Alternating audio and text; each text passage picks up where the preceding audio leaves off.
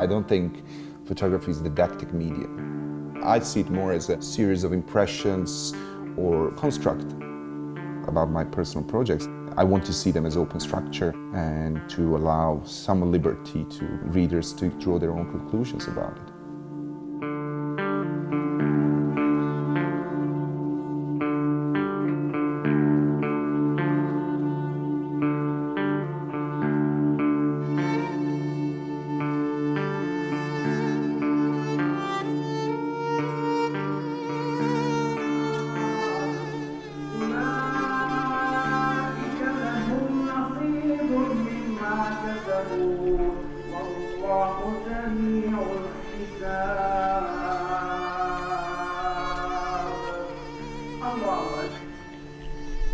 I think that Islamic countries or Muslim world, there's a huge number of stories that are either untold or told in a superficial way. Coming from Muslim background and a country that has a significant Muslim community, I just wanted to try to offer a different perspective. Photography for me was a hobby. I have no academic background in photography whatsoever. I was studying comparative literature. That's my kind of formal education. I want to tell stories. Here you're using words, in the other place you're using pictures, but it's basically, it's the same thing. During the war years in Bosnia, I was a teenager, I was 15. And I wasn't really able to take part in what was happening in the events that were unfolding around me, because I was too young to fight. And I was too young to be a photographer, except of being subject of those events, which means basically a target, like every other citizen. That was kind of a frustration. When I started working seriously, I was focused on what was on aftermath of the war in Bosnia. Huge part of it is compensation, maybe even recreation of the excitement and adrenaline rushes that I was experiencing as a kid.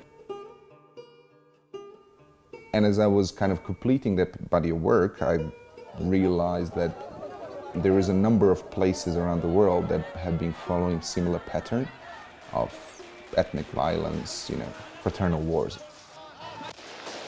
A lot of these places share one more thing in common, which is significant Muslim population. So I got interested in that because I think photography, for me, it's all about empathy. My previous experience actually allows me to do that. And that's how the project Troubled Islam developed, from working in Bosnia to all the countries all the way to Pakistan. It's from Pakistan. The family with the things that they saved when they were fleeing the Western province.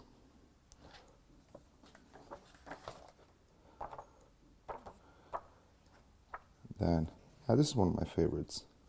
It's Kabul Cemetery. I don't know, it's oxymoron in itself. I just wanted to make a comparison between these countries. And one of the comparisons was obviously just to see how people cope with and how they manage to preserve the traces of normality despite all the odds that are against them. Comparative method is not necessarily a very fruitful method to make conclusions.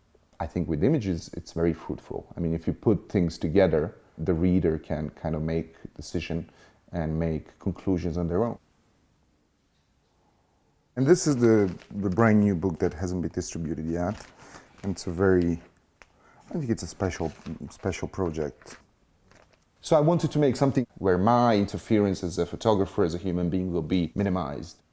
And I also wanted to make actually a project that my subjects might benefit from. And the project culminated in a publication called Quest for Identity.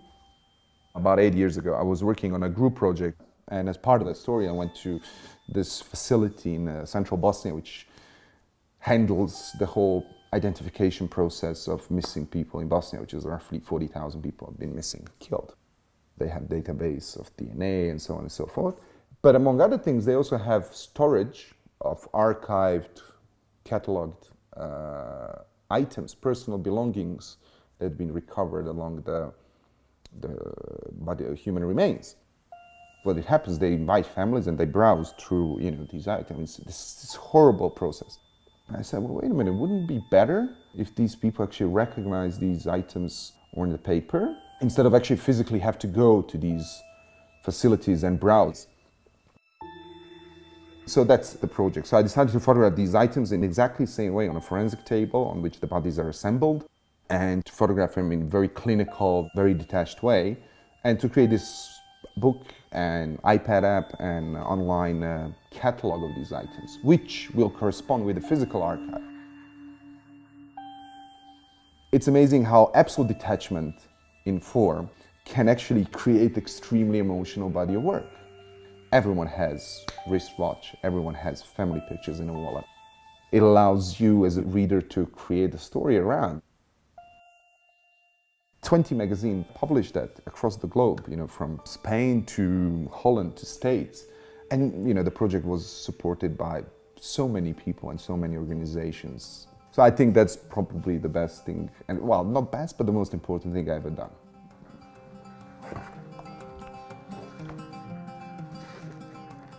I have an assignment from the Sunday Times magazine, which regularly hires me or runs my work, and so they gave me commission for this particular story. We're flying to Riyadh in a few hours, where we'll spend 10 days to shoot a story on Saudi Arabia women. So I'm going to do photos and I'm going to shoot video interviews. I traveled on several occasions to Saudi Arabia to do different stories. It's a place that it's actually rarely reported from, considering that it's pretty difficult to get access to the country itself. And every time someone speaks about Saudi Arabia, that's what they speak about. Women's rights to drive, to work.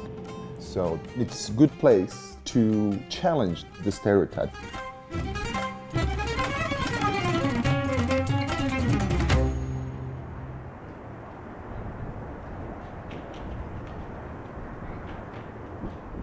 So we came to Saudi Arabia in Riyadh, the capital.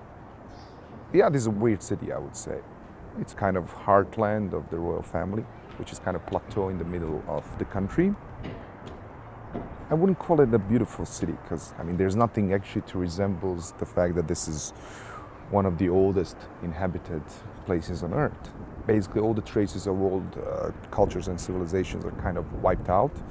And instead of that, you just have this eclectic architecture which combines super modern American architecture with some Bedouin kind of tent style roofs and so on and so forth. So a lot of glass, a lot of metal.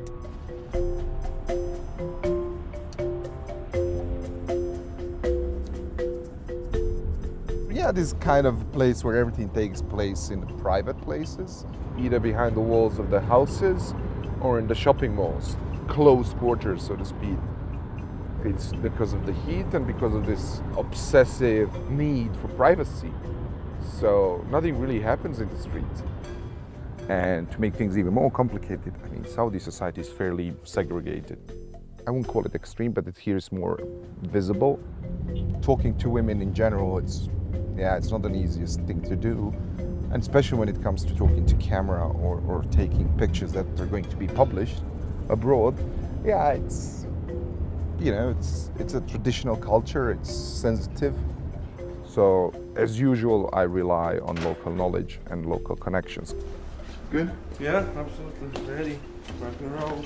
Because, no matter how many times you travel to a certain place, your knowledge of culture and how things work is fairly limited. We hired a local production company. They have a lot of experience in dealing with people. I made specifically kind of demands of what kind of women I would like to meet. The local production company basically sorted it all out. Ladies. That's what I do for a living now, fixing ladies.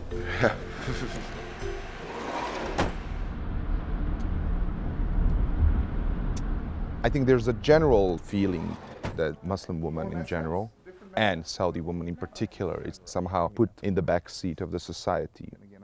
The picture is very fragmented and largely inaccurate. So I'd like to get kind of a cross-section of Saudi women and to try to photograph them and interview them in either their private spaces or their working space. That way? In Saudi Arabia, when we go out, we wear abaya. Abaya, it's different from region to region. Here in Riyadh, okay, we wear mainly black. For every occasion, we do have different kind of abaya. Fashion designer, they would have a business only to sell abaya, and women, they of course like, oh, I'm wearing this designer, I'm wearing that. So yes, abaya, it's part of the fashion now.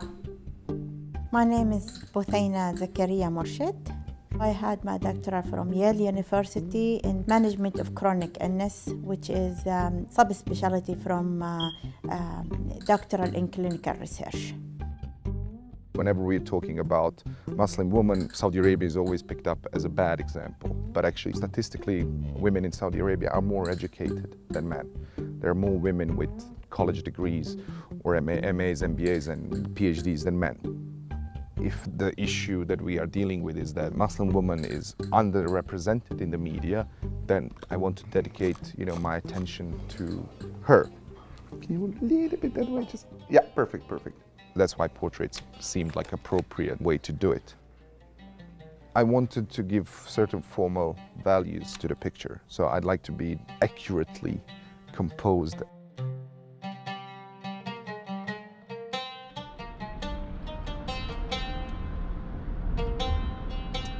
After all these years of being a photographer, I don't get easily surprised, but what keeps surprising me every single time I get out in the field and photograph is that how people are willing to allow photographers enter their private space. I think that's pretty amazing in any country, and also in a country like Saudi Arabia, where everything's so private anyways.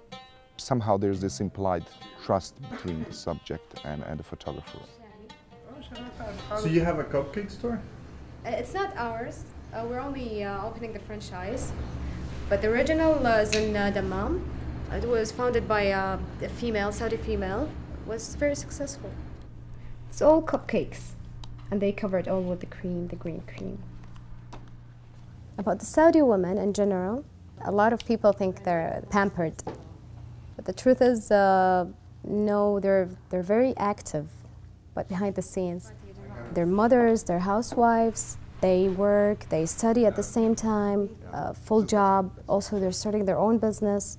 Recently, I can see they're achieving a lot. On the other hand, yeah, they're beautiful women.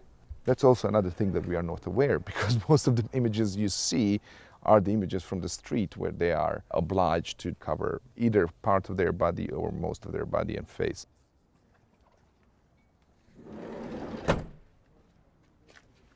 This was more controlled environment, but that way, where I would choose which part of the room or house place the person the way I would like. What I wanted to create is this kind of simple environmental portraits. And the context, in this case environment and private spaces, actually tell much more than just the figure or the face of the person.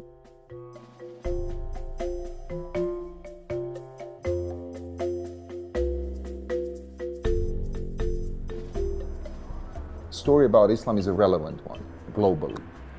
I think it's been widely inaccurately represented in the media, that is trying to be presented as a conflict between East and West, between Christianity and Islam. And I think that's really dangerous. So it's on us to, shift that image. السعودية متطورة ومماشية على متغيرات العصر.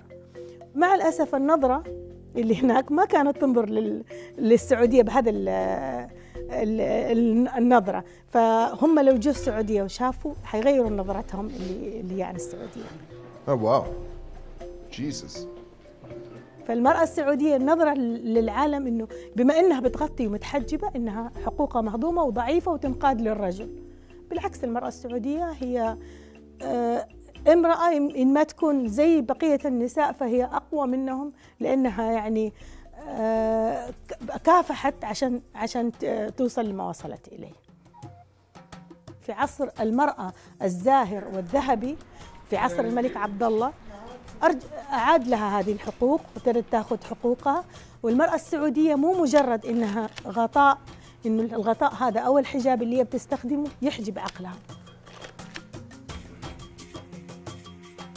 All of the women we met, they all work and they all have college degrees. And equally so, I'm sure there's a bunch of women who are not educated and are out of work, but I'm just talking about what I've seen.